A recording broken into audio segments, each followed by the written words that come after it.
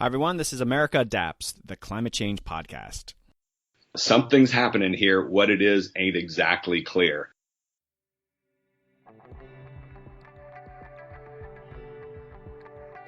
Hey, adapters. Yes, something is happening here and something very historic. On today's Earth Day themed episode, I have Valorie Aquino, co-director of the March for Science Organizing Committee. Also in the episode, I have Dr. Nancy Knowlton, who is the organizer of the Earth Optimism Summit. That's going to be occurring on Earth Day. And finally, I have Dr. Randy Olson, who's going to come on, and he's a filmmaker and an author and a former scientist, and he's going to talk about, especially with the Science March, what this all means, what's the historic nature, and what's sort of the future of science. And it's going to be an exciting episode. Hey, welcome back, adapters.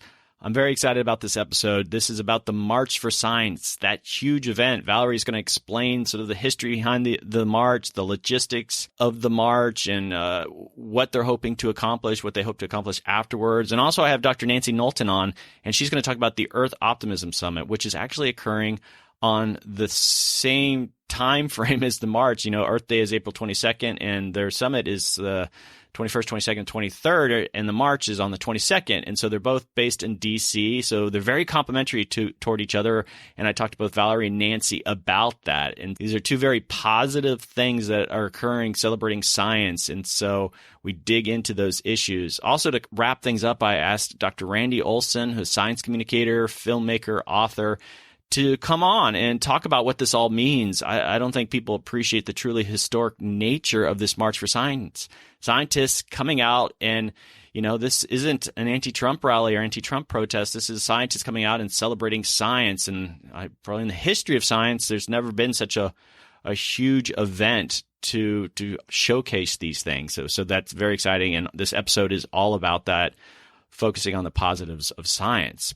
Okay, some housekeeping. If you are new to the podcast, this podcast is a climate change podcast, and I talk to experts. I've had Dr. Michael Mann on. I've had Andy Revkin, former New York Times reporter, now with ProPublica. I have academics on. I have reporters on. I have art critics on. And we talk about climate change and adaptation. It's a big issue, and it's only going to get bigger. And I like to think we have these really fun but informative conversations around this topic. So please consider subscribing. Also consider sharing on your phone. You know, you're sitting there, you got the phone in your hand right now. Just share it on your social media, giving people a heads up, and especially in regards to the logistics of these events, this March for Science. There's a lot of information in this episode. So please get the word out. Also, future guests coming up. Speaking of marches, we have the Climate March on April 29th, and I have an incredible guest coming on, Bill McKibben from 350.org, famed environmentalist. He's going to talk about the march.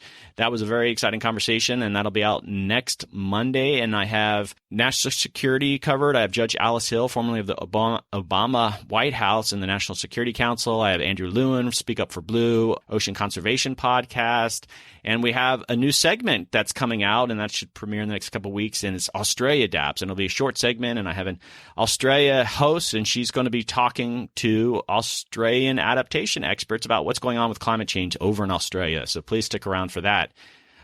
We have a Facebook page and a Facebook group, so please consider joining America Adapts. Just search for that, and Twitter at USA Adapts. Please tweet me. I like to tweet back. And I have a website, americaadapts.org, if you want to learn more about previous guests and the show notes and learn a bit more about me and my background. It's all there on the website, and you can contact me at americaadapts@gmail.com. I love hearing from folks. It's the highlight of my week. And if you have, recommendations for guests, or if you had just insight on previous podcasts, I'd love hearing from you. Please take the time. Okay, on that note, I'm sure you want us to jump right into these conversations. And so, Valorie Aquino, Dr. Nancy Knowlton, and Randy Olson, please stick around. Welcome back, adapters. We have a really cool episode today. On the show, I have Valorie Aquino. Valerie's a PhD candidate at the University of New Mexico, and this is the really cool thing, she's co-director of the March for Science. Hey, Valorie, how are you? Hi, Doug. I'm well. Thanks for having me on your show.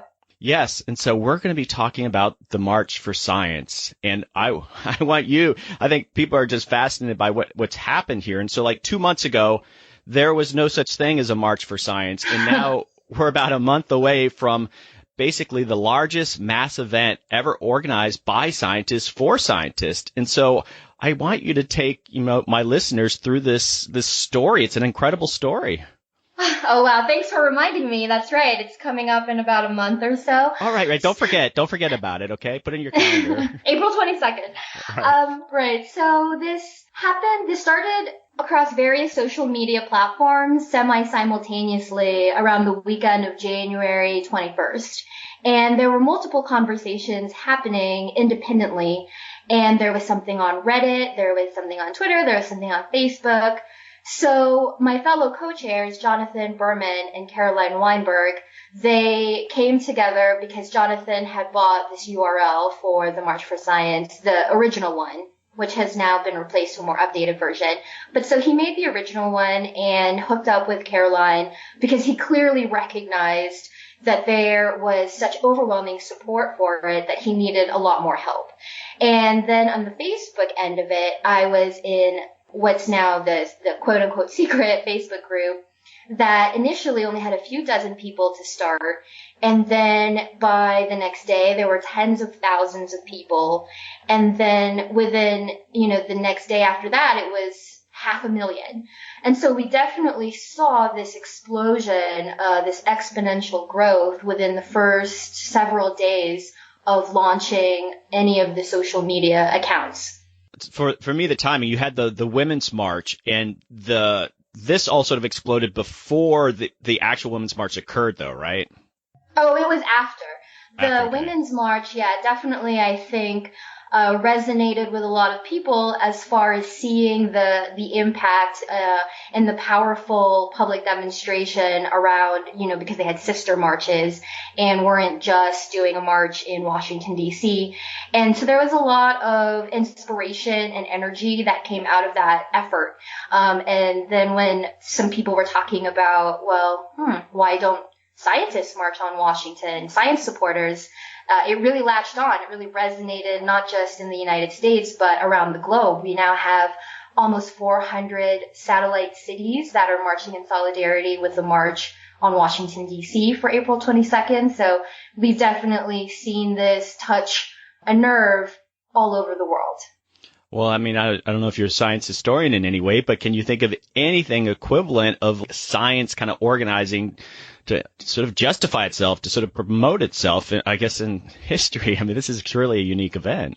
Well, I am an anthropologist, and so I actually say thousands of years of human history and cultural change, and I'm trying to think right now of a similar moment where potentially hundreds of thousands, if not more, will be gathering together to voice and champion science, and I can't think of anything quite offhand. Well, that must just be fascinating for you, is that, like you said, there was a couple sources, but ultimately, there was a Reddit post that's going to lead to all these people congregating in these different places. I mean, that really is kind of remarkable.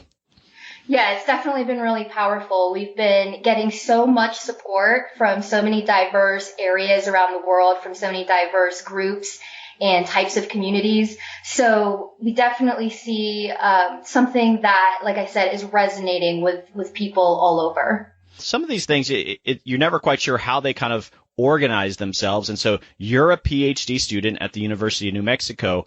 I mean, really, how did you get involved? I mean, you're a co-chair, one of 3 co-chairs. That's pretty remarkable. I mean, how did ultimately, was that made really quickly? A lot of our decisions have to be made really quickly with the type of grassroots organizing and kind of a rapidly approaching deadline that's involved. But yeah, so when I first started, I was actually an admin for the public page. And then I helped with our diversity committee as well as with crafting our mission statement, our vision, our goals and principles. And within, I would say, 4 or 5 days into my involvement, the other 2 co-chairs, Jonathan and Caroline, interviewed me and then asked me to step in as their 3rd and fellow co-chair. And so then, since then I've worn a lot more hats than just the Facebook page and the diversity and mission teams. So it's been a lot of work. I probably spend 18 plus hours on this every single day, no weekends for me.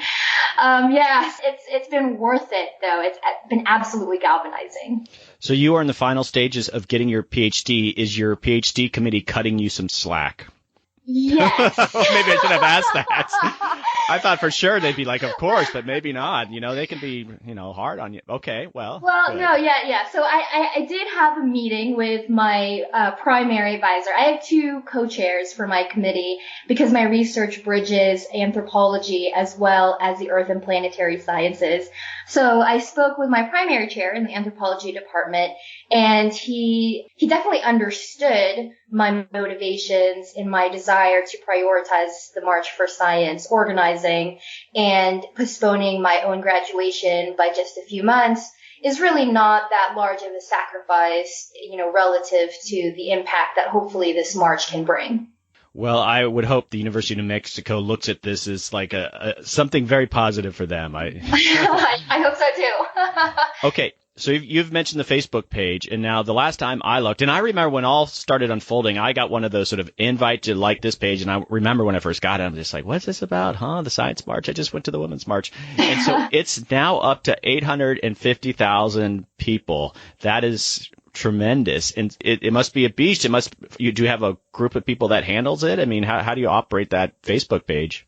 Oh my goodness, yeah. So the Facebook group has about what you said, 840 to 850,000 members. The public page has over 420,000 likes or follows. And then our Twitter account has about 350,000.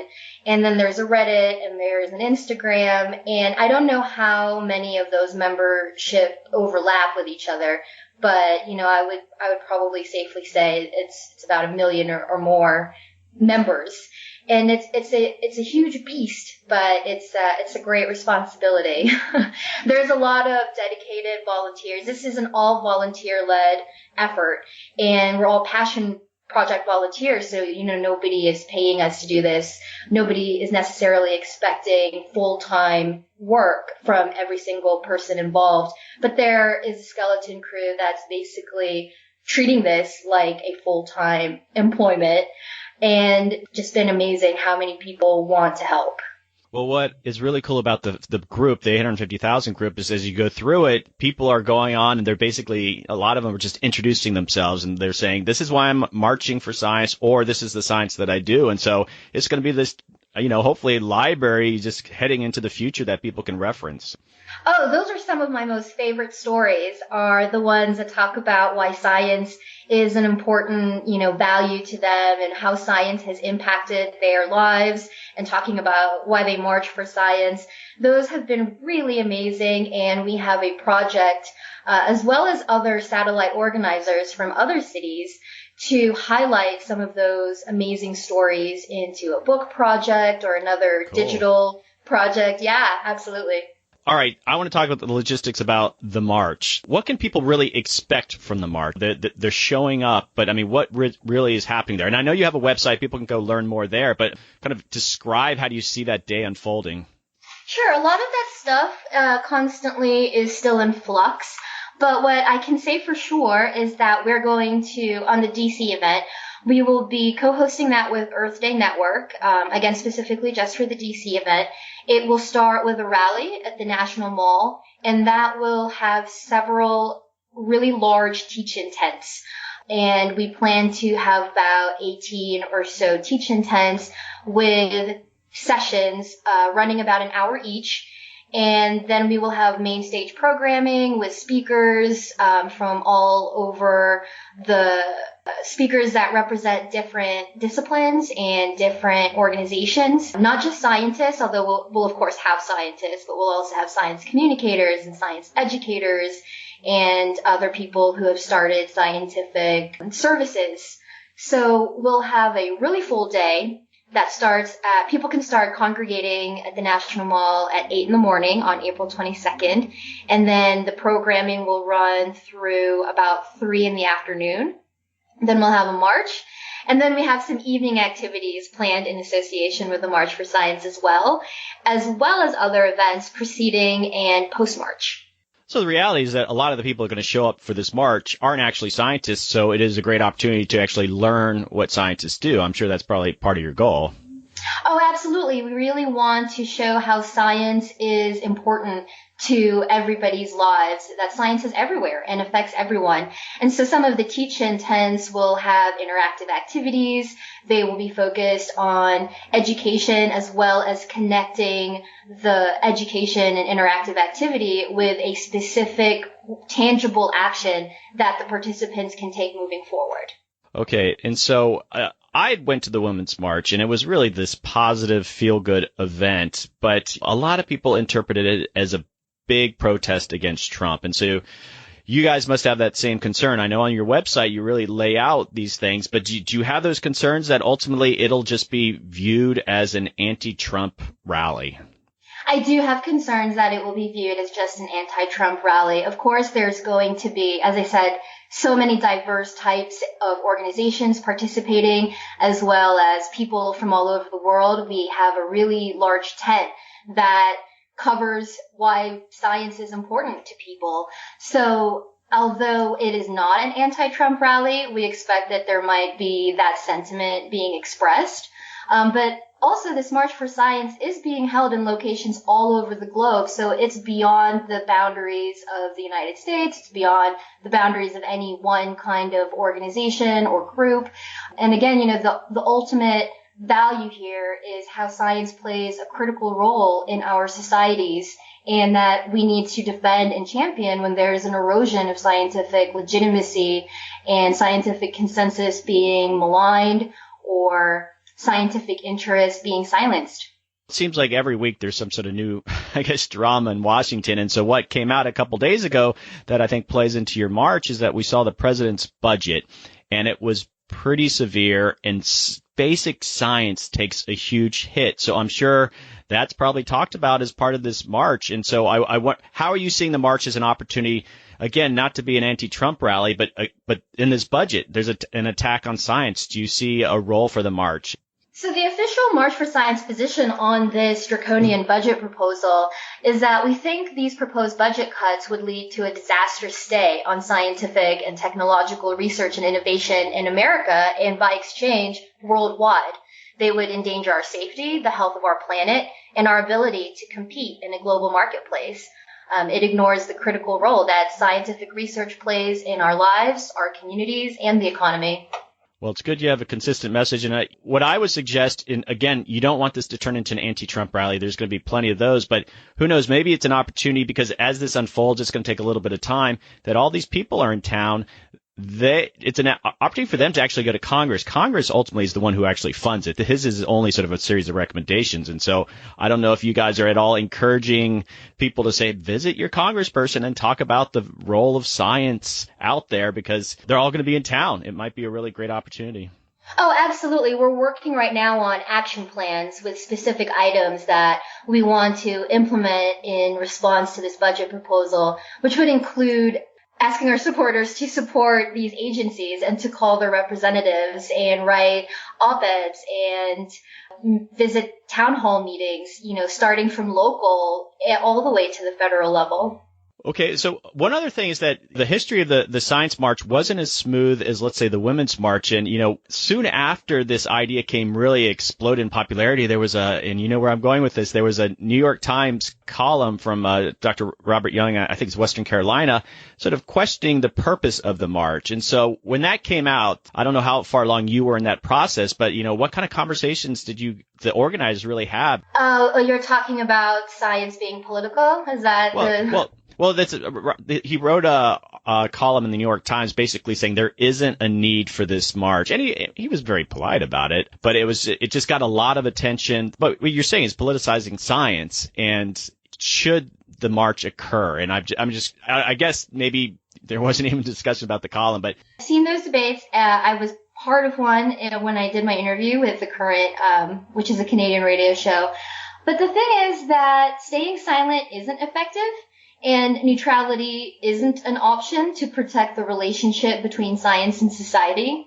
We've had profound concerns with anti-science narratives, and of course science denialism isn't a new problem. Actually, more often than not, it's been the norm throughout history, as has scientists sticking up for their research and its application to society. Well, I just was kind of funny. You had a scientist who was questioning the need for the science march, and leave it to the scientists to have peer review the march. They have to peer review. That is important. Right. And so, but hopefully your march comes out stronger because you had that peer review or. No, we have, been open and listening to believe it or not, to the 840,000 people commenting in the Facebook group, to all of our partner representatives. And we have close to 100 organizations partnered with us now, with even more coming in the coming weeks. And we're listening to everybody. Okay. So just a few more questions for you, but I've heard of this IDEA committee, and what's that all about? Oh, yeah. So IDEA stands for Inclusion, Diversity, Equity, and Accessibility. And that's very important to us. We want to integrate IDEA issues and considerations among all aspects of our planning and in our leadership. So the march happens. It's a big success. Weather's perfect. You have huge crowds. Then what? Then what is a great question, but we are already making plans to look ahead. We've been planning a lot of the march and the associated events affiliated with the march with a long-term vision in mind. So one of the things that we want to do is having a week of action right after the march that just hits people with something that they can do every single day. And whether it's an environmental call to action, whether it's something about writing an op-ed about an issue they care about the most, to public health issues, to human rights issues, to all kinds of things in which science does play a role. And then beyond that, we're hoping to make this a lasting movement and organization. Well, yeah, I mean, I guess I don't know the history of Earth Day, and I don't know if they were just planning one off, but here we are, and it's still going. So maybe something equivalent for a Science Day or Science March. We want to definitely make this a long-lasting movement that does not end on April 22nd, but continues and emphasizes scientific education and literacy, as well as promoting scientific advocacy and being an engaged citizen. Well, and yeah, your social media, the numbers that you have on those, I mean, that's such a resource now. And I'm sure it's been something you use now, but just going forward to make sure you harness that. Yeah, it's a great opportunity. And I hope it gets even bigger. Oh, very true. There's 330 million people in the U.S. Yeah, there's a lot more out there. I hope that they all join us. I hope everybody participates in some fashion. Okay, a couple last things here. So logistics information, anything you want to share? Someone's listening to this and is planning to attend the event. Anything that you want to share with them? We are working on publishing a pledge for March participants to take. And so when that comes out, we expect that everybody who wants to participate in a March for Science around the world will take that pledge. And we are also working on different plans to make the march as accessible and as safe as possible. And so that includes having a virtual march for people who can't physically participate in the march, as well as providing meeting points during the day of the march with when we have more information on the route that will be coming. Other than that, bring lots of water and snacks. Right. There aren't a lot of food options on the mall. And so things like what trains to take and all that, that'll just be on the website, because I can put the website on my show notes and everything, right? We're trying to do a FAQ here pretty soon. That's actually a good thing that you mentioned, because for those who will be in DC, I would probably suggest getting a Metro card earlier than the day of the march so that there wouldn't be such long lines and maybe cause some delays in people getting to the location on time. And wearing layers. I don't know what the weather will be like. We expect this to be a very peaceful and powerful day. Oh, please say the weather's going to be nice. It's a month out, so. I know. I hope we don't get rained out or anything, but in case that it does, we still will be planning alternatives, so don't worry. Well, Valorie, I'm going to wrap it up here, but first of all, I just want to thank you. I know you're kind of pausing on your PhD a little bit, and what you're doing is just an amazing thing, and I think the energy that came out of the Women's March was amazing. And I just imagine for science, it's going to be, equal, and just want to thank you for what you're doing. Thank you so much. And I want to thank everybody who's been involved in trying to see this be a success. It wouldn't be done without everybody. And I want to extend an invitation because I think what happens afterwards is probably more important than the march itself. And so maybe get you on 3 months or something after the march and just say, what did you think of the event and what's going on now? And I think people would be very curious to say, okay, are we taking advantage of this? So I'm going to extend that invitation. Oh, I would love to take you up on it. That sounds terrific. I can't wait to talk about it post-March. All right, fantastic. I live in D.C. and I will be there with my children. So good. I'm glad that you're bringing your kids. We want that to be a welcoming and safe environment for everyone. Fantastic. The challenge will be for them to come up with a clever sign. That's what marches are for. So we can help with some ideas. We're going to have a web repository of downloadable signs and PDFs coming up soon too. Well, my 8-year-old draws a mean black hole, so I might encourage him to go that direction. Absolutely. So. Yeah, I can't wait to see it. You'll have to show me. Thank you, guys. Well, thank you so much. And everybody out there, I will have the Facebook links and all the website links if you haven't really figured these things out yet, if you want to come to the event. So on that note, thanks for listening. This is America Adapts. Hi, everyone. I hoped you enjoyed that conversation with Valorie Aquino. What an exciting event, the March for Science. Please stick around. I have Dr. Nancy Knowles to talk about the Earth Optimism Summit, and then Randy Olson will be on afterwards to talk about these two events. Please stick around.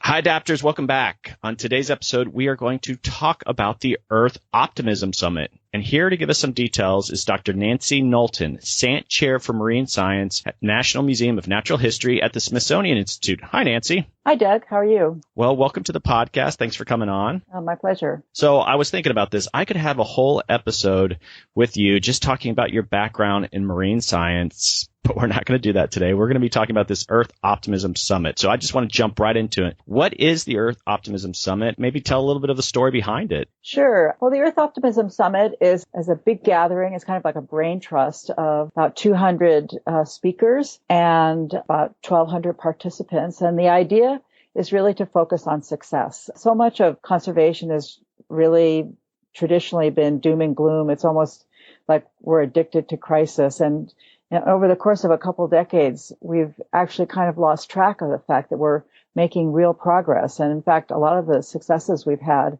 have been almost well-kept secrets. And so the idea behind the summit is to really change the conversation about conservation from doom and gloom to one of success and opportunity. And so we kind of challenging people to have an open mind, come to the summit, listen to these amazing stories of success, and be inspired to take those stories back to where you live and work and see what you can do to make the planet sustainable. I'm going to dig in a little bit more about what the summit's all about, but I'm just curious, like, how long has this idea even been around? I mean, was this your idea? Was this did it come out of something else? Where did the sort of kernel of all this came from? Yeah, it is my idea. Okay. In the sense that certainly the concept of doing this at the Smithsonian it's part of a larger conservation commons launch that we're having. We're trying to bring all the different kinds of conservation we do here at the Smithsonian together. And this is one of our ways of launching that decision and determination under the Conservation Commons. But the idea of optimism actually goes back to when I was with my husband, Jeremy Jackson. We were teaching a class at the Scripps Institution of Oceanography, and it was on marine biodiversity and conservation. And we'd always begin the class with this state of the oceans lectures, like 3 days of incredibly depressing information about all the bad things that were happening to the ocean. And we came to realize that we're, in a sense, running something like medical school for the ocean, but all we were doing was training our students to write ever more refined obituaries. And thinking that, medical school, you don't train your students to write obituaries typically. So we thought, well, let's go beyond the obituaries. So we started running these meetings called Beyond the Obituaries, focusing on success in ocean conservation. And then there are actually other people around the world who had similarly realized that doom and gloom was really non-motivating, especially in large doses. And so we got together and actually launched a Twitter campaign called Ocean Optimism, #OceanOptimism. That we did that about 2.5 years ago in 2014. And it's since reached over 70 million, probably 75 million Twitter accounts. And that was with nobody paying us any money to do it. It was just a kind of organic growth because people were really hungry to find out what's working. And so it was because of the success of ocean optimism that we decided to try to basically cover the whole planet and go for Earth optimism. Now, what did you just say? People are addicted to crisis? Is that what you said earlier? Well, I think especially in the conservation community, I mean, when you think about the sort of history of the modern conservation movement, say, thinking about going back to the first Earth Day in 1970, that was inspired by an oil spill. It was a time when, rivers were burning. It was an environmental crisis. I remember being a graduate student, and in Los Angeles, you couldn't see down the block and your eyes would burn when you breathed. There were just a lot of problems. And that's really how the whole field of conservation was born, out of this recognition that there's all these problems and they're getting worse and we had to do something about it. But the result has been sort of an addiction to telling people about all the bad things to scare them into doing something. And, it seemed, I think, logical at the times. And of course people do have to be aware of problems in order to want to solve them. But social scientists have actually known for a really long time, if you just present a huge problem to people without any solutions, it causes them to tune out. It leads to apathy, not action. And so in a sense, by focusing so much on the bad news, we basically convinced the entire planet, the population of the planet, that not only were we doomed, but there wasn't anything we could do about it. It's really the idea of recognizing that, first of all, that doesn't work. Secondly, there are a whole lot of successes out there, and we haven't been paying attention to them. And that's really the motivation for the whole thing. Well, I don't know how much you know about my podcast, America Adapts, but I do try to emphasize the more positive stories of how we're adapting to climate change. So a lot of my guests that come on are these proactive people. These are the things that we're doing in response to climate change. So I can appreciate that overall message around Earth optimism. On that note, though, I do have to ask that, and I know you have to be careful with the politics of it all, but we have a new administration, and I think a lot of people aren't feeling optimistic. So what do you, I guess, talk about, or as you communicate this event? I mean, it's a new thing. These last couple of months, it's new administration. So how are you kind of responding to people's, I guess, apprehensiveness of what's going on, especially in the environmental issues? Well, it's true that a lot of people in the field who dedicated their lives to conservation or are just interested as committed citizens in conservation. There are a lot of people. You'd have to be living on another planet to fail to recognize that some people are really, really concerned. But I guess the idea here is that these, as I said before, nature's been in trouble for a really long time. And at the same time, we're making progress. We have these successes to report. So I feel that if all we do is sort of talk about the things that we disagree about and lose track of what's working and what's successful, then I think we're missing the point of what conservation is all about. Yeah, I wonder, just especially when it comes to funding for conservation issues, when you do emphasize crises, I think a lot of foundations and other groups are sort of geared toward, all right, how to respond to these crises. And has there sort of been that attempt to try to focus more on the sort of optimistic stories? But it sounds like you've gotten quite a bit of support for what you're doing with the summit. So that's an encouraging sign. Yeah, I have to say, people, one of the nice things, I mean, it's true that sometimes we get some pushback about the whole concept of Earth optimism. People say, how can you possibly be optimistic?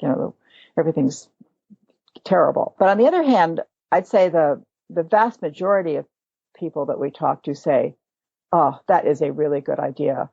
We've got to start focusing on what's working, what's succeeding, rather than just talking about our failures. So you have to, it's a fine line. It's sort of, you don't, on the one hand, we're not trying to say, I mean, the one thing we're definitely not doing is we're not telling people to go celebrate that the world's in great shape and everything's solved and we don't have to worry about it anymore. That, that's a kind of Pollyanna approach, and that's completely opposite of what we're trying to do. What we're trying to do is say, yes, there's a problem, but there's also, in fact, there are a number of problems, but there are also solutions out there. In fact, not just solutions, there are people who have used those solutions and made things better. And it's time to start listening to the people who have actually succeeded in making things better, learn from them, be inspired by them, and then act on that information. Well, I want to talk a little bit about some of the other issues that are going to be going around the summit, but, maybe a little more details about the summit itself. And so I was looking over your agenda, and it's an amazing agenda, and I'm just curious of the stories of how you recruited people.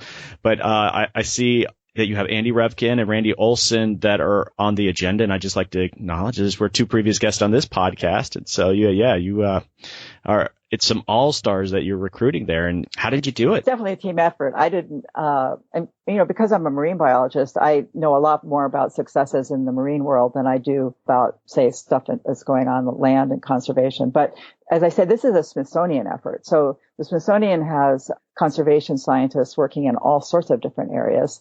And then moreover, it's not just a Smithsonian effort. We have a lot of partners, both in terms of the big environmental nonprofits, but also a lot of the small ones around the world, and federal agencies, and in areas where we felt we didn't have the expertise, we reached out to people to help us. For example, I've definitely gotten some wonderful help and advice in terms of recruiting people in the business world, in the world of finance, in the world of renewable energy, which are not areas that the Smithsonian specifically works on to any great extent.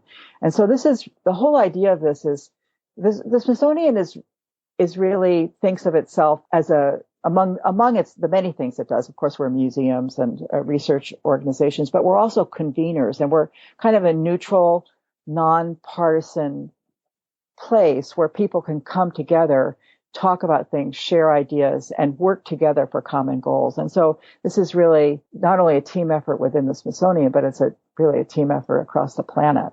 Again, with some of the speakers that you have, I recognize quite a few names, and I think at another potential conference, they could have a very, urgent or more dire message. And so what was the kind of framework that you suggested to them? You're obviously not telling what people to present, but you're like, they get that this is a summit that's supposed to be optimistic. Did you give any sort of okay, here are the basic ground rules, or do you have a sense that they're just going to do that anyway? Of course, we don't tell people what to talk about, right.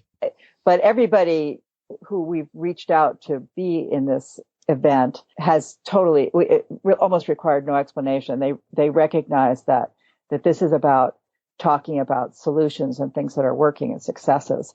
That's, as I say, that's not to say we expect them to stand up and be Pollyanna about the problems, but the idea is all the talks there's some panels and discussions, that kind of format, but there are also a lot of what I call sort of TED style talks, where people stand up for 12 minutes. And, in that 12 minutes, the whole idea is, instead of spending, say, 8 minutes on all the problems, set the stage relatively quickly, because people know what the outlines of the problems, and then really focus on the successes and the stories of the success. So what we've tried to do is not only choose areas where we think progress has been made and is being made, but also choose people we know who can tell the story of that success in a compelling way, because this is a very broad audience, and we want people to come away inspired and motivated to take that information and use it back in where they work and live. Okay. And so as you are in the middle of planning this, and I'm sure you're looking forward to this being done in many ways, a giant curveball was thrown your way. And you know what I'm talking about is the Science March on April 22nd, smack dab right in the middle of the Earth Optimism Summit. So what were your thoughts when you first heard that was happening?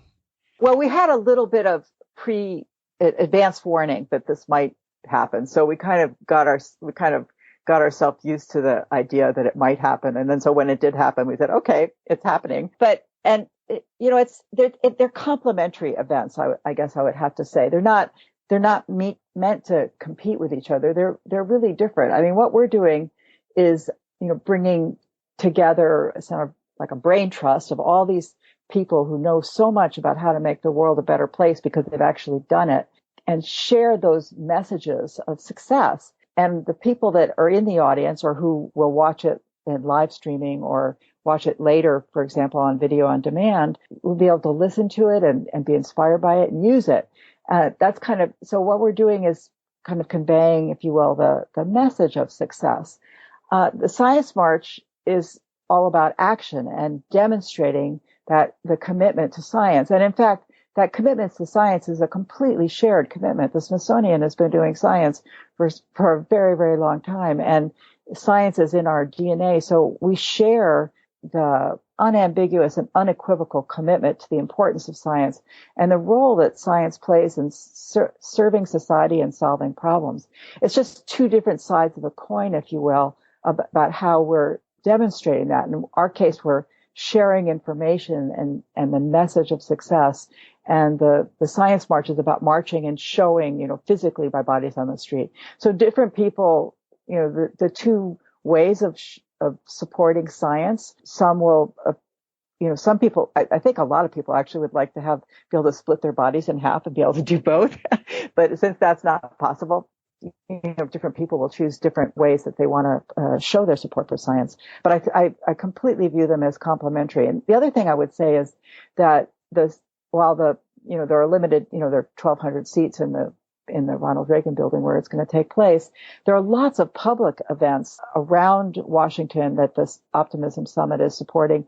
And we're going to have lots of displays and demonstrations. We're inviting a variety of organizations and companies to bring hands-on examples of their products which make the planet a more sustainable place. So there's actually, having however many 100,000 people might be wandering around marching for science, they'll also be able to march over to the Earth Optimism Summit, if you will, and enjoy some of the stuff that's out there for the public to really learn from.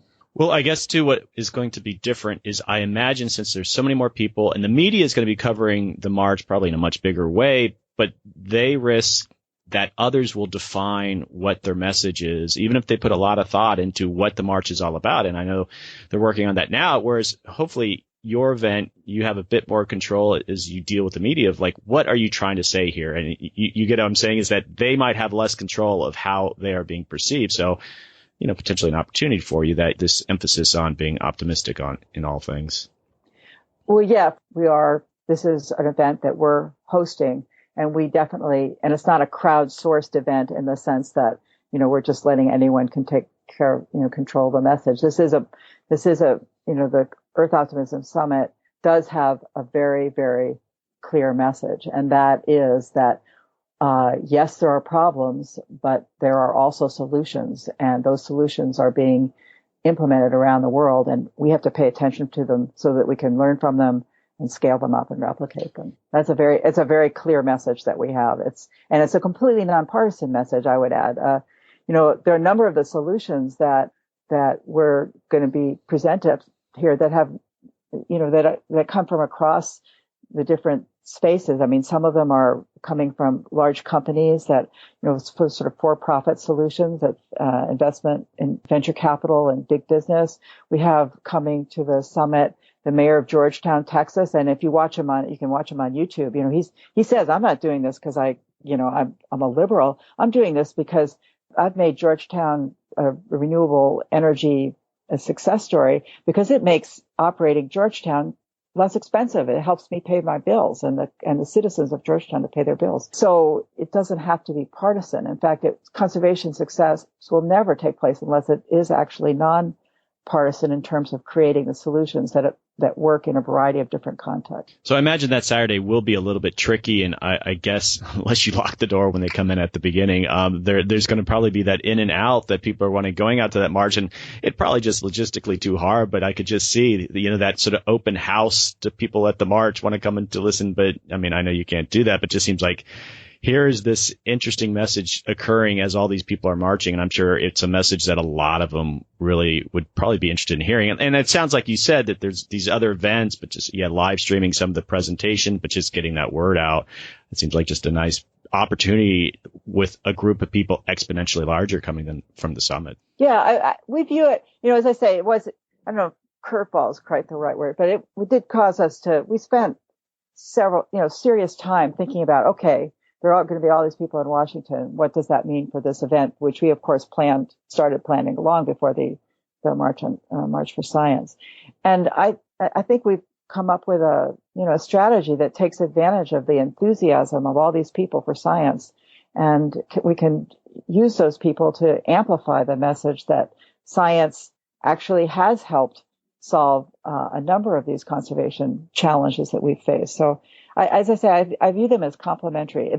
There are some logistic challenges, but overall the messages are we have the shared message of the importance of science, and then the complementary ways of kind of responding to that shared message. Just logistically speaking, I'm just remind the attendees to get on the metro early because I'm sure there'll be some competition on that Saturday at least. Yeah, well, fortunately, we start earlier than the marchers, I think. Okay, good. Yeah, as a DC resident, you plan ahead. Absolutely. The Women's March was, I went, and it was absolutely, crazy. But I mean, it all worked out well, but it was just, you got to plan ahead. Yeah.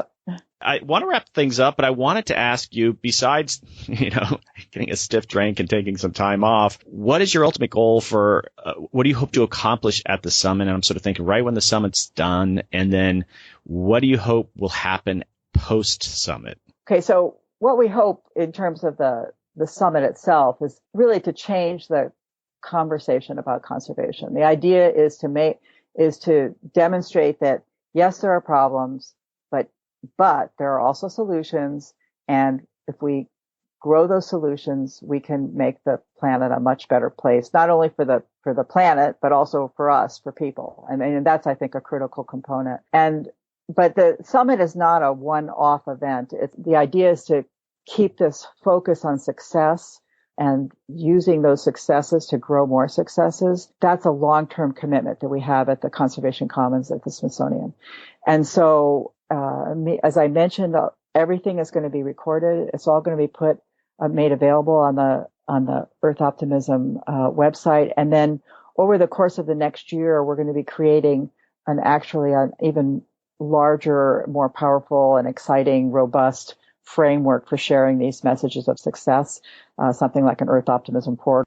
It will not only allow people to find successes either geographically in terms of where they live, or in terms of types of success, say if you're interested in the oceans, or you're interested in poaching, or if you're interested in conservation strategies for business. So you could search by a variety of different ways. And then we also hope to be able to use that virtual framework is to provide a kind of community for people who want to talk to each other and share lessons they've learned in terms of what they've been trying to do.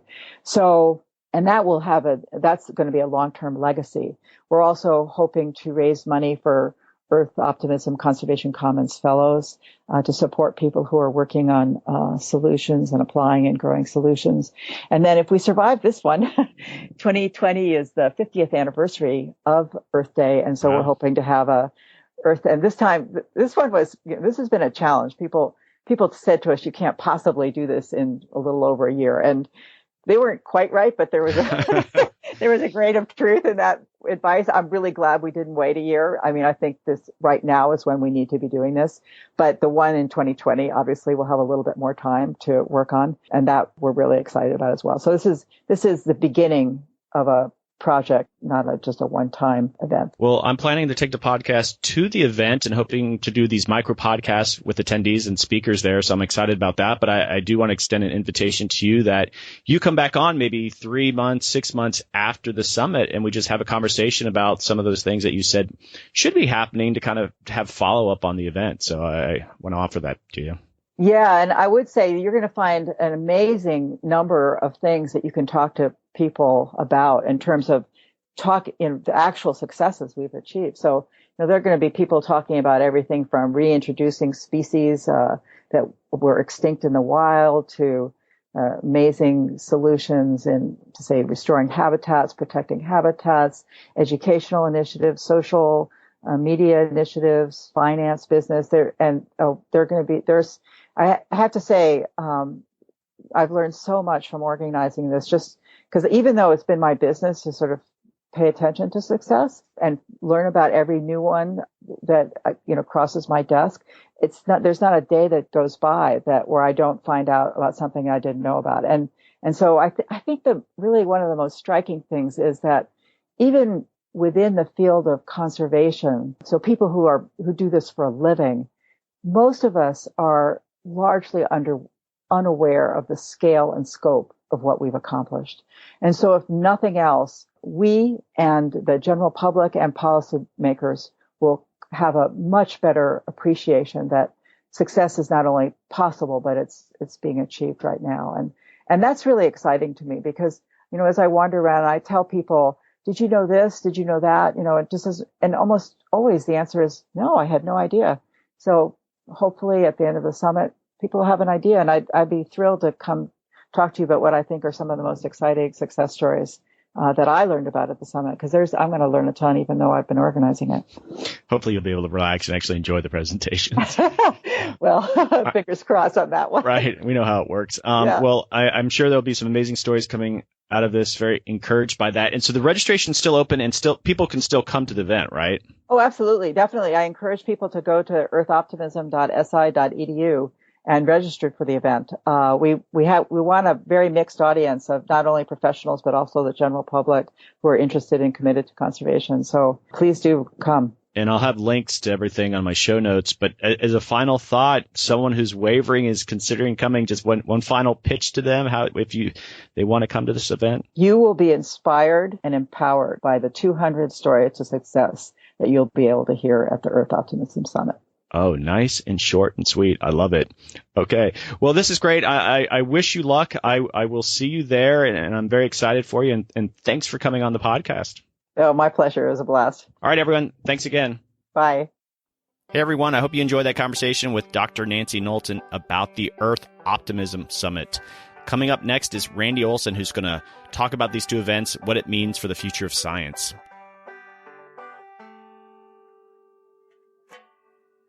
Hey, everybody. Welcome back. As you can tell, this is a full episode of America Adapts. I have a third guest on. This is my first time doing this. Two really amazing events, the Earth Optimism event and the March for Science. I had two speakers. And what I wanted to do was talk about these two things. And so what I've done is I've invited Randy Olson back on.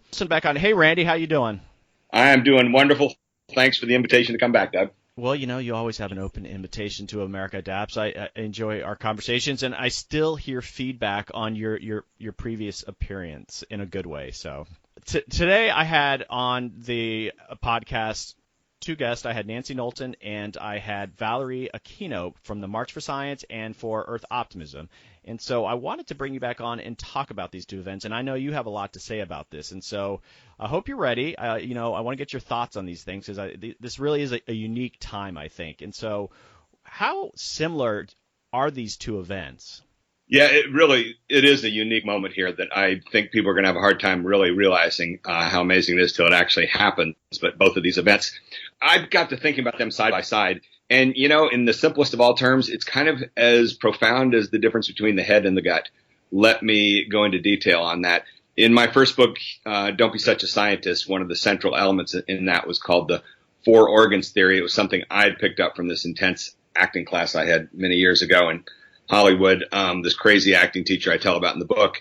And she used to shout at us night after night that when it comes to acting, which, by the way, is not just similar but identical to communication in general, there are four organs that are important when you want to try and reach the big, broad audience: the head, the heart, the gut, and the sex organs. The object in trying to reach the big audience is to come down out of your head with something more than just information, into your heart with emotion, sometimes into the gut with humor and intuition, and every once in a while all the way down to sex appeal from sex organs. The further down you can come from your head, the bigger and broader the audience you will connect with. And we see that right off the bat with these two events. They're very different in that regard. Earth Optimism is the head event, basically. Very cerebral, extremely well thought out and planned. I actually, for a year and a half, Nancy Knowlton, the scientist from the Smithsonian, who's really kind of the person who conceived of the entire concept, I worked with her last summer on a video to help her present it to people. And it's been very well planned. It's been organized really kind of from above. It was thought up by her and the other people at the Smithsonian, so it's got a whole institution behind it. As a result, it has a very clear narrative. They know exactly what they are there to do. They have a clear problem-solution dynamic. That's the way in which I define this word narrative. In my most recent book, Houston, We Have a Narrative, I offered up this simple definition for the word narrative, because everybody's talking about narratives nowadays. You hear all through the news. Didn't used to be the case. I define the word narrative as the series of events that occur in the search for the solution to a problem. And that's really kind of at the core of what I have to say about these two events. So she knows and they know crystal clear what their narrative is. Their problem is that Earth Day has been celebrated for 46 years now, and it's been a great and productive event, but it's had a tendency to focus primarily on all the bad news happening with the environment. And bad news and pessimism over time takes a toll. And eventually you get to a point where you really kind of have to shift the overall tone if you want people to keep inspired. Therefore, they put together this event that is going to be a 3-day exercise focusing on 200 success stories. And I think people who go to it and sit through and hear these stories, I think they'll be amazed by the end of the 3 days. They'll walk out inspired and feeling more optimistic, and thus the name Earth Optimism Summit. So they know exactly what they're going to be doing there, and they know exactly who's going to be showing up. And as a matter of fact, it won't even matter if it rains. Valorie, in her interview with you, mentioned about the risk of rain for their event. It won't matter for Earth Optimism because they're in the Reagan building, and it's just not going to be a factor. So everything's tightly controlled, very well thought out, again, like what you get from the head. At the other end of the spectrum, we have the March for Science, and it is totally from the gut. It is incredibly spontaneous in this profession that is the epitome of non-spontaneity. I know I was a scientist for all those years. I achieved tenure as a professor of marine biology at the University of New Hampshire. And that was my single, I think, biggest frustration with my science career was just it's a profession that is very tightly controlled and rigid. You come up with good ideas, then you have to put them into the mill and try and get funding for them, and they tear them to pieces. And eventually, if you're lucky, a year or two later, you get the money and go do it. It just has never understood how to adopt the idea of spontaneity. It just doesn't work well in the science world traditionally. As a result, this event, what's so spectacular about it, as you got into in your interview with Valorie, is that it started from the bottom. It's a group of scientists. It started on Reddit. This was not big organizations coming together saying, we need to do a March for Science. It was the troops basically saying, we need to organize ourselves, the scientists themselves. As a result, they don't have a clear narrative. They're still, at this moment, not entirely sure what the heck this thing is about. And a month ago, I was kind of badgering them a little bit about that. You guys need to figure out your narrative. Actually, now that I've processed it, I don't know that that's a problem. I think that it's just fine for now that this first event is large and exuberant and full of energy, and they're just out there in the streets doing something. And as a result, there's no telling what's going to happen on that day. They don't even know. They may have groups of people showing up protesting Trump, all sorts of things. And it may rain, and that may cause problems. Who knows? It's just completely spontaneous, and that is wonderful. So why do you think they got such an enormous response to the March for Science? Yeah, that was one of the clear things that came out in your discussion with Valorie, is that they had hoped for, a few thousand people. By the time the dust had settled, they have close to 1 million people on their Facebook page and have spread all around the world. And that is in its own right extremely fascinating. I think that people are going to be analyzing this event for a long time to come. So sociologists and psychologists are going to be digging in, trying to figure out exactly what happened here. As I said, this is the most non-spontaneous profession. And there's something more to this response than just the idea that Trump's come in and he's made these kind of anti-science appointments and things of that sort. Yes, that definitely was the catalyst that started people coming together. But I think what took it to this higher level was something much bigger, in part because, as she mentioned, it spread around the world internationally, a lot of places where Trump's not an issue at all. I think it's characteristic of the profession of science. Science is a profession that has very little leadership. I've complained about this for years. And the science world has never figured out how to deal with probably the single biggest problem that the entire profession faces right now, which is the anti-science attacks. I made 2 movies on this, Flock of Dodos and Sizzle. First one was about the attacks on evolution science. The second was the attacks on climate science. And there's been no leadership in this entire profession. All they've done is kind of rub their hands and agonize and whatever and said this is not fair for people to challenge their authority, but they haven't ever really come up with a plan on how to deal with it. The people that are at the top, it's a profession led by committees. I know this. I've been on some of those committees. I have talked to these people bluntly about it. John Holdren, Stephen Chu, Jane Lubchenco, those were Obama's 3 top science picks. They're not really leaders. They're good at facilitating and running these organizations, but they aren't these powerful voices that really can guide an entire profession in a direction. The same for Alan Leshner from AAAS formerly and Ralph Cicero at National Academy of Science. They're all facilitators, not leaders. The profession simply does not have leadership. Traditionally, it's run by committees. And that's been the problem with these attacks on science. The entire profession was attacked, and they didn't know how In the wake of ClimateGate in 2009, there was no really formal response to it. There still isn't. They still can't figure out how to deal with these attacks on the heart and soul of science, which is information and facts. And the real problem, so the question is, if there's a narrative that's going to emerge, what's the problem that's being addressed, and what's the journey that's going to unfold to try and solve that problem?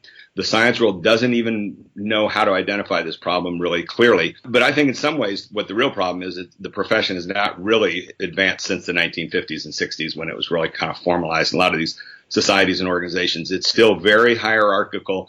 It is not known how to deal with this shift in our society with the internet and blogging and Twitter and all these sorts of things. It's really kind of been chasing the bus on a lot of that stuff and baffled by it a lot. So there is this problem that they're not really equipped to address. And at the core of it is, communication consists of two parts, substance and style. And here's what's going on today in our society is that we've become this information glutted and saturated society. And when you get too much too much information, people can't process the substance side anymore. And they shift to style. And you see this more and more, people simply following voices that they find that they trust. They can't really process all the information and facts. So this shift from information, from substance to style, is also the shift from information to narrative. That's why this narrative stuff is so important. So once upon a time, everybody cherished their facts and pieces of information. And suddenly in the last couple of years, it's become really clear that your facts are your facts and my facts are my facts. And that's the general societal rule. I know that science says, you're welcome to your opinions, but not facts. But it's just gotten too noisy. And the result is this shift from everybody's bunches of facts to who can launch the more compelling narratives, who can put together these stories, these journeys of searching for solutions to problems that occur. And we have a president right now who is deeply skilled at narrative dynamics. I tried for a year and a half to draw attention to this, and he pinpointed in his world what they felt was the single biggest problem, which is that we're not great again, or not great these days, and we need to get back to being great again. So he laid out a very clear narrative. Here's our problem. Now we're going to go on a journey to try and solve. And that's where he is right now. You're going to see this narrative not going away as he explores these events that are part of his search for the solution to this problem. Science doesn't get narrative. That's what my whole book was about. Houston, we have a narrative. Why science needs story. And as a result, they're kind of flummoxed by this fake news stuff and the info wars. And that is a problem. And the question is, how will they ever come around to addressing that? I see both of these events as huge opportunities for science. And how do you see these two events having a lasting impact? Yeah, both of the events, the spokespeople are, and in your interviews, both with Nancy and with Valorie, they both talked in terms of this event not being a one-off. It's the beginning of a long process. And that's really great. It means that the people behind them are thinking in narrative terms. They're thinking about, we've got a problem here we want to address. So as I said, for the Earth Optimism Summit, they know exactly what their problem is. We've got to shift the tone of this environmental movement. We can't sit here and dwell on doom and gloom forever. There are ways to get ahead on this thing, which is to focus on these stories of success and get people inspired and go after solutions that actually work. So they got their act pretty well figured out. And furthermore, as she mentioned, what they're really focused on is the year 2020. That'll be the 50-year anniversary of Earth Day. And so this is sowing the seeds right now, just getting it going. And they'll be running it each year. And you'll see this narrative progression as they're on their way on this journey towards something. The Science March, as I said, they're still not sure right now what in the world it is that they're doing. And that is totally fine. And thinking about it the other day, I thought back to the old Buffalo Springfield song from the 60s. Something's happening here. What it is ain't exactly clear. That's exactly what that was about back then in the 60s, was this radical movement of all this youth pouring out in demonstrations, protests, and still not entirely sure, some of them, what exactly are we doing here? What it is ain't exactly clear. I think that's characteristic of this Science March, and it's something much bigger than just the threat of Trump. It's an entire profession that needs to move ahead in time. And, just to go back to illustrate that problem of leadership, 1999, Michael Crichton, famed science fiction writer who was very savvy in the world of science, he gave the keynote address at the AAAS meeting in 99 to an enormous audience, and his speech is online, and it's a tremendous speech. It's a huge exercise in problem solution. He goes through, I think, 4 of the major problems that the science world faces with the media world, and he offers up very clear and savvy solutions because that was a world that he knew so well. I know I traded about 50 emails with him when I made my movie Sizzle. The guy was amazing. And here we are, 18 years later, nothing of what he offered up for advice was ever acted on. This is the problem with academics. This is the problem with the science world, the inability to listen. This is what my book, Don't Be Such a Scientist, was about. This is what improv training does for people. It helps them with this problem of not being able to listen well. It trains you to come down out of your head and actually open up your ears and hear what's going on. And as a result, it's kind of fascinating that this science march is arising, not from the heavily cerebral leadership at the top of the science world, but from these people down at the kind of grassroots level that are better at listening. And this is really, I think, a movement that's got a great deal more potential to listen and actually possibly start to change the world of science, to move ahead in time and deal with this society that's changed all around that hasn't really confronted. Just as a parallel, when you take a look at what happened with the Occupy Wall Street movement in September 2011, I think it was, I was at dinner with some folks in Portland at this sustainability meeting, and the Occupy Wall Street had been in the news for 3 days, and everybody at the table started tearing into it, saying this is the stupidest thing. They're wasting their time. They have no clear action plan. They don't know what they're doing. And I defended them and said, look, no mass movement was ever started by intellectuals. Nobody started a mass movement with a bullet plan that was super clearly thought out. These things begin at the gut level, just like you're seeing with the Science March.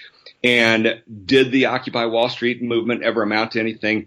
Absolutely. 5 years later, there was a presidential candidate, Bernie Sanders, who almost managed to get the nomination. He wouldn't have been able to jumpstart that candidacy as he did if not for what the Occupy Wall Street movement laid down. Namely, they identified the problem. They started the narrative process. They started the journey. They said the problem is the one percenters. We've got too much inequality in the distribution of wealth in this country. Something's got to happen for this. And he picked up on that and was able to advance the narrative a little bit further. They haven't solved it. They haven't gotten to that thing. It's going to get solved eventually. And if you read the editorial a couple months ago in the New York Times where they said that no society has ever solved this problem without massive violence, it's a little bit disturbing. But the fact is they're on this narrative journey. They know what the problem is there. And that is why, these things begin in this vague form. And it's too easy to just be, and that's what you get. The really academic people come in and say, I don't see exactly how they're going to do everything. Well, of course not. That has to evolve over time. That's the narrative process. So I think that if I had to bring it down, then it's super clear what the Earth optimism singular problem is, this need to shift from pessimism to optimism.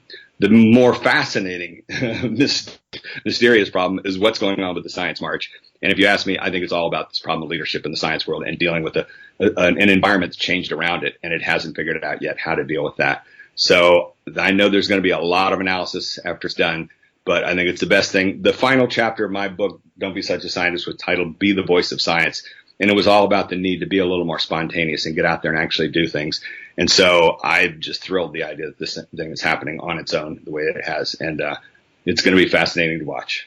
Well, thanks, Randy. And I hope people that get a chance to listen to this, they do think that this march is actually an opportunity. They look at the long game. So it's not you're showing up and holding up a sign, but what does this really represent? I think that's actually really exciting. So, Randy, again, thanks for coming on such short notice. And what I'd like to do is maybe get you on, I'm not sure maybe what the right time frame is, but a couple months after the march, and get your thoughts and potentially even some recommendations from you on maybe what are some next steps. And you might have some more clarity, too, after seeing what had happened at the march. As you know, when it comes to America Adapts and Doug Parsons, I am always available. Even when you're on surf trips. That's exactly right. All right. On that note, thanks again, Randy, and everybody out there, thanks for listening in. This is America Adapts. All right. Thanks, Doug. See you. Hey, everyone. That is a wrap. What an exciting Earth Day themed episode. Thanks to Valorie Aquino, Dr. Nancy Knowlton, and Randy Olson for coming on.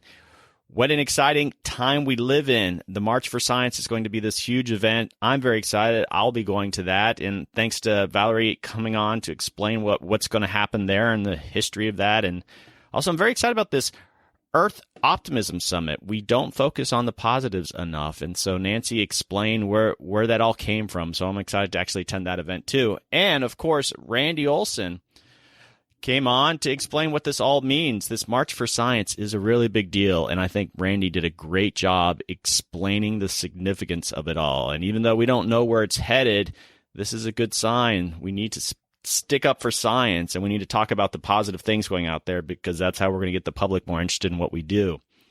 Okay, don't forget to subscribe to the podcast. If you are a new listener, if you listen to on your iPhone, go to iTunes and look for America Adapts and just subscribe. Also, please consider writing a review to the podcast. Podcasters love when they get reviews. Go there, even if you just do the star thing and you don't write anything, that's appreciated. Also, there's that Facebook page and a Facebook group. Just search America Adapts. Please join. We have some interesting conversations in the group. And if you want to tweet me, I'm at USA Adapts. Please, I love when people tweet me, and I'll retweet you, and you know how it is. It's always exciting to get those things. Don't forget to visit the website, too, at americaadapts.org and learn a little bit more about me and the podcast, and you can see information about previous podcast guests. And let's see, any other thing? Like I said, upcoming guests next week, Bill McKibben's coming out, and then we have Judge Alice Hill from the National Security Council during the Obama administration. We have Andrew Lewin from Speak Up for Blue, a ocean conservation podcast. And we have, I guess I can go ahead and announce, I've sort of talked about is coming up with a new segment too called Australia Adapts, where we are going to talk. Well, actually, we have a new host, and I'll get into more detail later about that, but I'm excited about that coming out soon. And on that note, I'm going to let you go. Thanks for joining in. And again, consider joining the march. And there's all those satellite locations. Visit the website. And also consider going to the Earth Optimism Summit. It's going to be a fantastic day with a lot of great speakers talking about all the positive things happening out there. So on that note, this is America Adapts.